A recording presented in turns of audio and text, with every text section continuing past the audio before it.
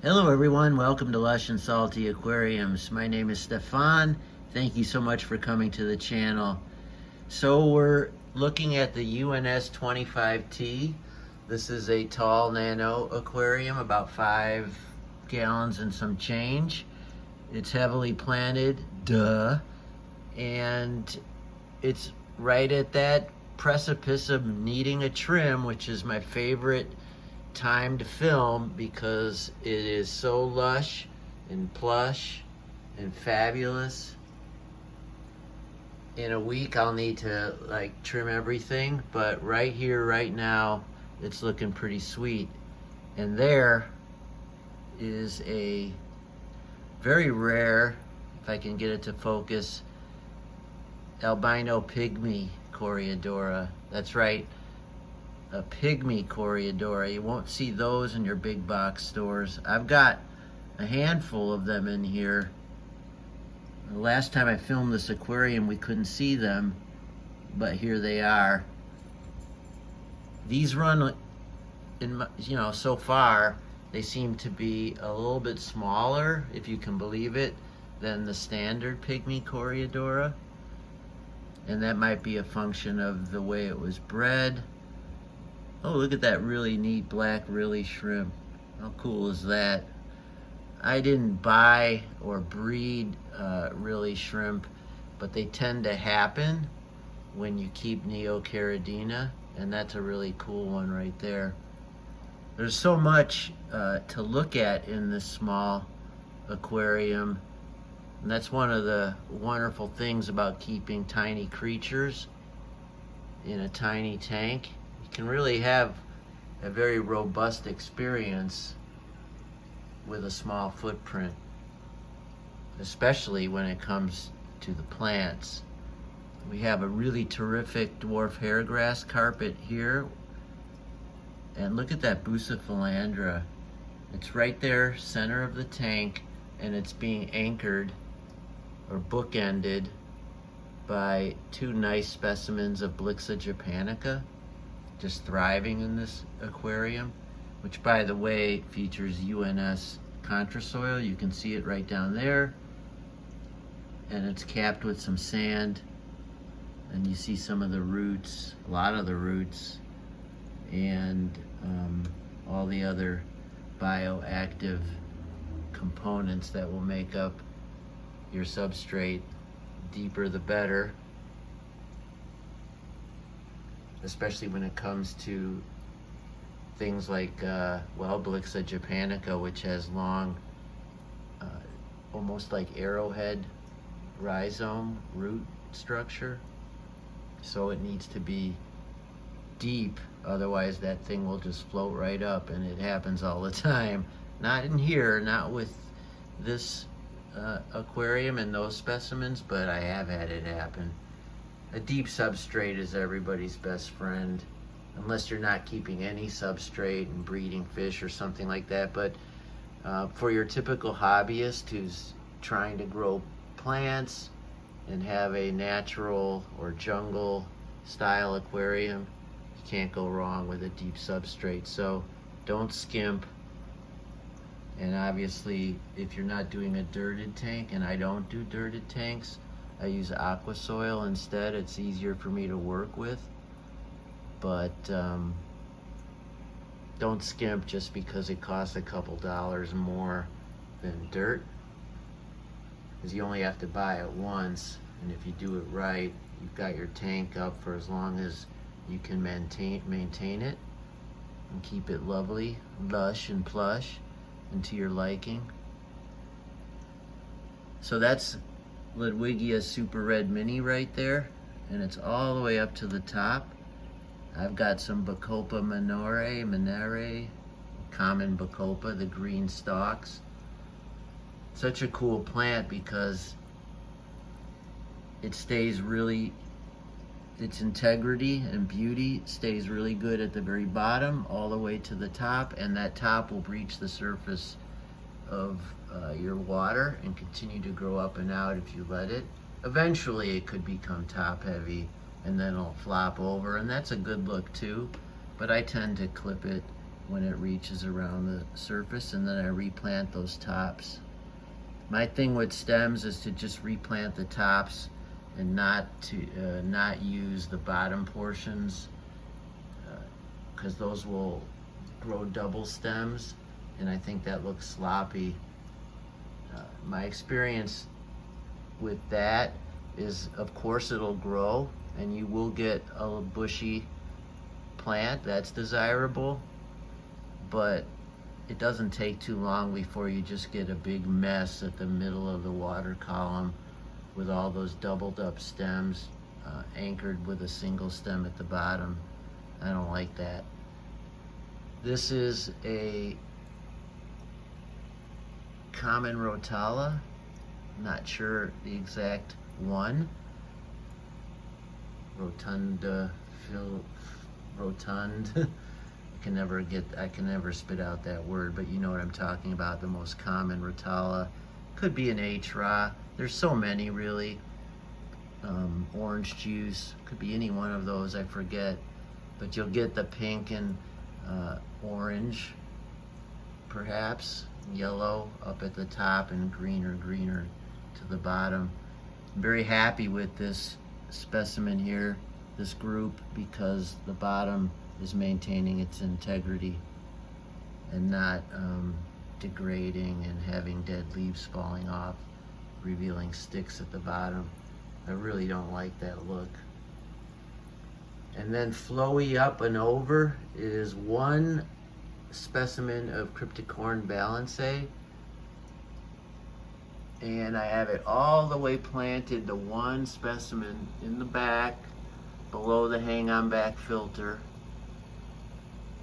and it's doing what I want it to do. The leaves grow up with their fabulous character, those variegations, and there's on the top side, which is not being featured because the leaf is bent over backwards, if you will, but there's red, wonderful colors and patterns.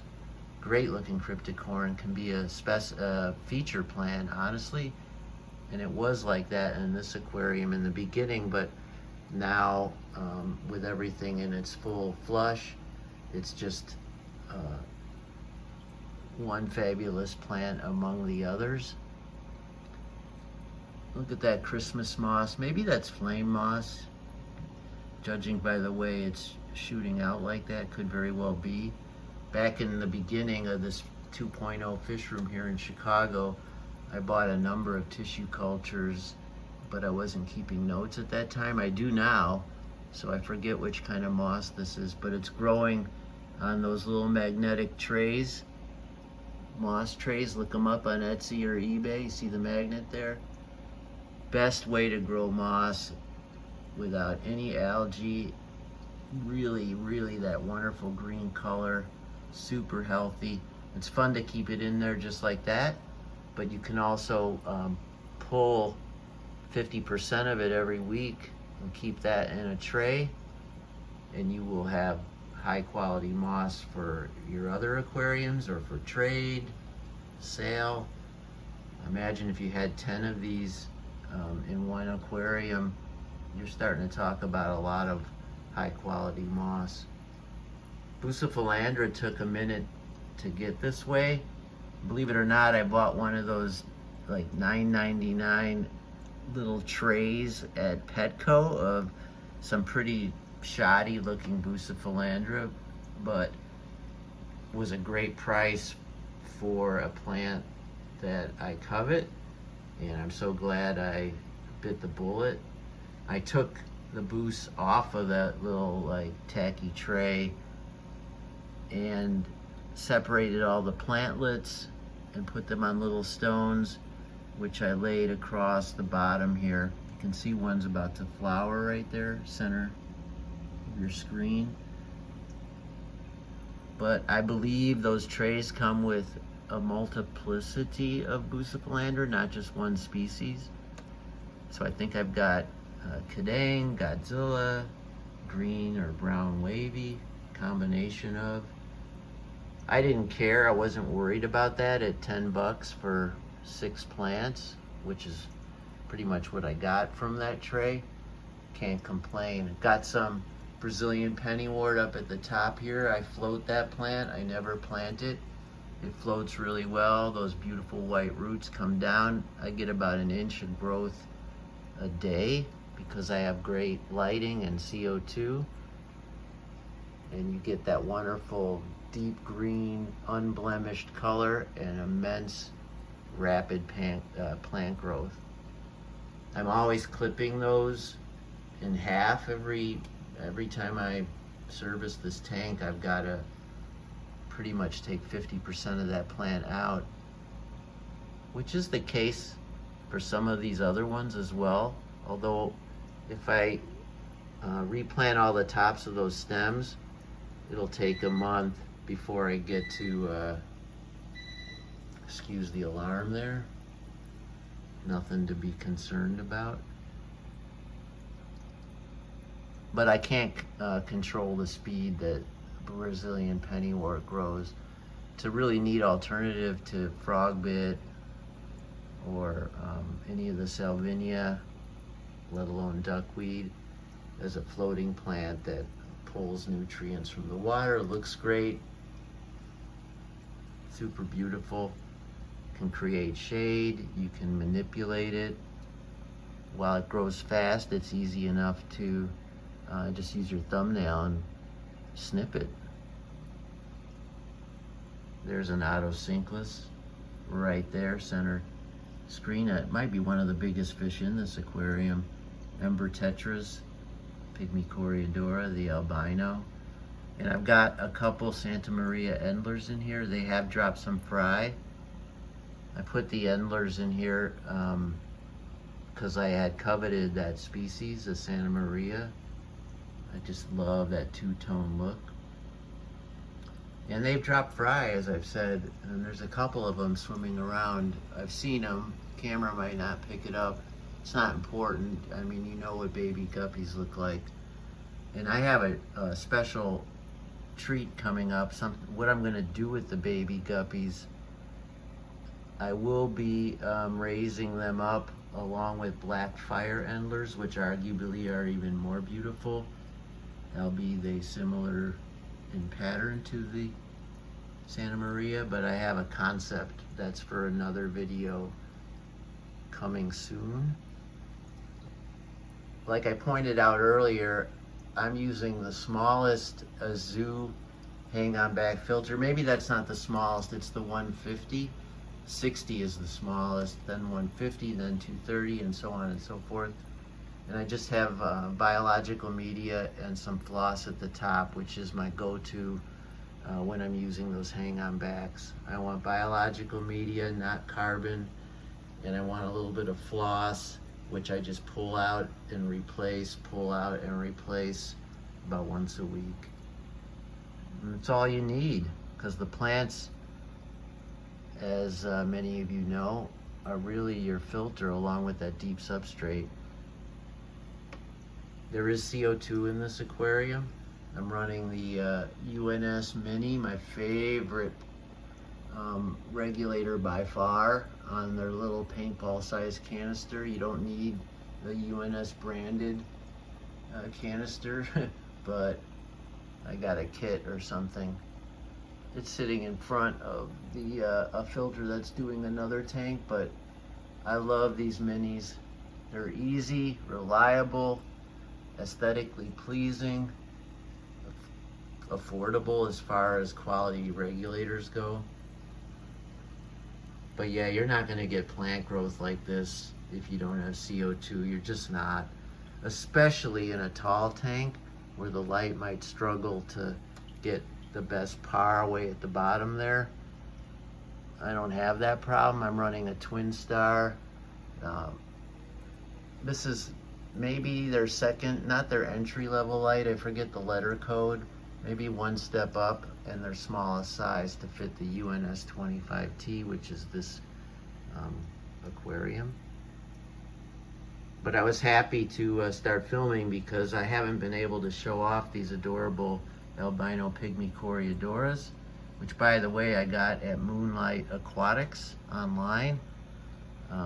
That store has a lot of buzz. He gets great, rare, interesting fish and shrimp, and the prices are unbelievable.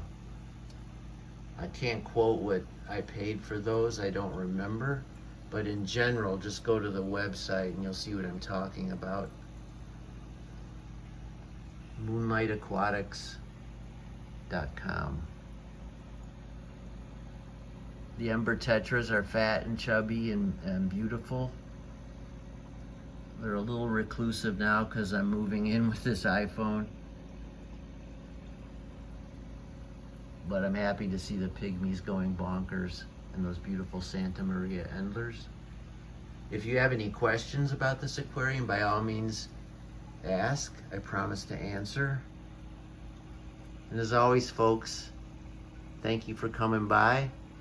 Keep your hands in the tank, albeit carefully. Ciao for now.